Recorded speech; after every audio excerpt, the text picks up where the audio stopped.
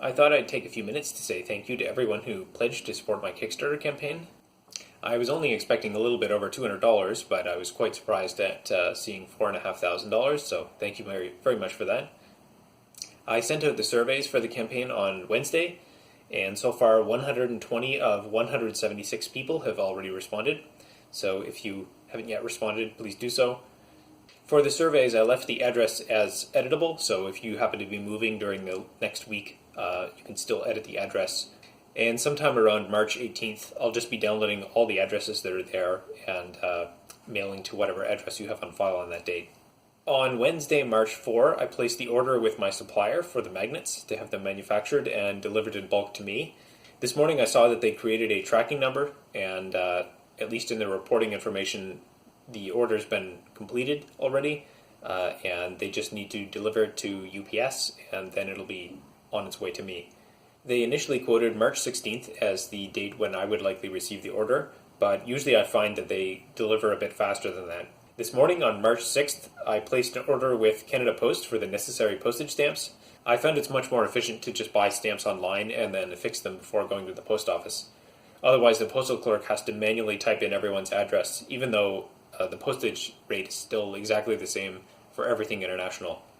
In the future, if I have more projects that are as successful as this, I'll probably look into finding a more scalable way to send these packages out using bulk mail services or whatnot. As soon as I have the magnets, I'm going to start packaging them as fast as possible. I plan to wait until Kickstarter actually transfers the funds into my bank account before I mail out the rewards for everyone. My goal is to have everything packaged and ready to go, so as soon as the funds are transferred to my bank account, then I'll head to the post office and get those out in the mail. So that would put the soonest possible time when the packages will actually be shipped will be March 18. The earliest recipients will probably start to receive their magnets in the last week of March, and more late ones will probably start arriving in early April. Here's a few interesting stats from the project. It looks like there were a lot less failed pledges than I expected.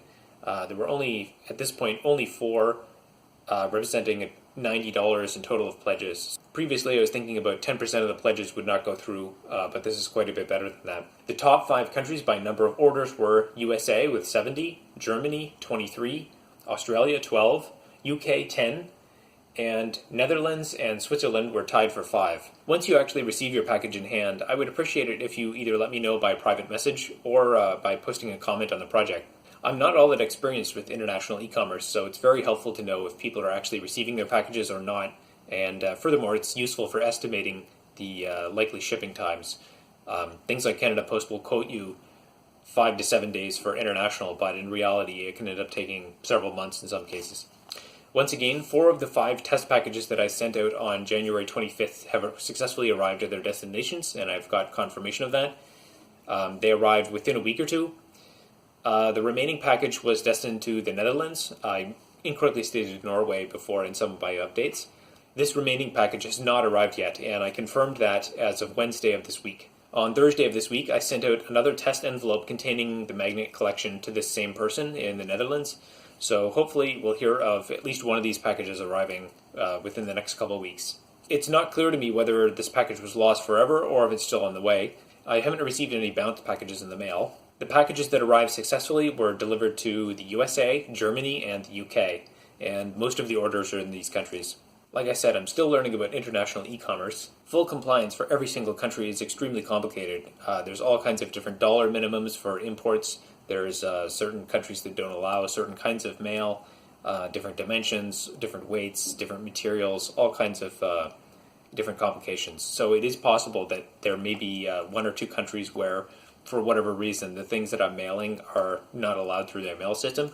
So if it turns out that a lot of orders to a single country are not arriving, then there may be a specific issue there that I need to resolve. There are a couple orders to Colombia and Brazil.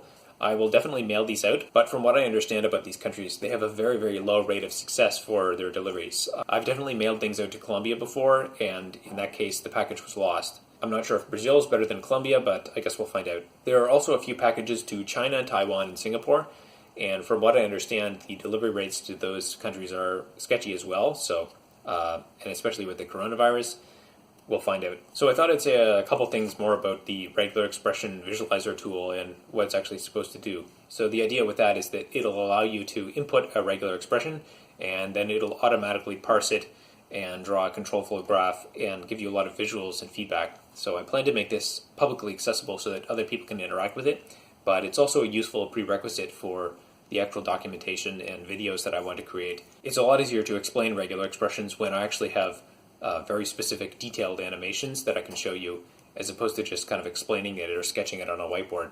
I'm interested to hear feedback in any of the specific things that you're more interested in seeing explained in this guide. So if you have specific preconceived notions about what you expect to see, please go ahead and post those in the comments, and I'll try to incorporate that as much as I can. I'm also interested in hearing more about why exactly you chose to pledge to this project. So I'm curious if you are primarily interested in getting the regular expression magnets and maybe you don't care about the guide, or maybe the guide was actually the primary reason that you pledged to this project. Or could be something in between. Either way, I'm interested in hearing which one was more important to you so I can learn from that and incorporate it more into my future projects.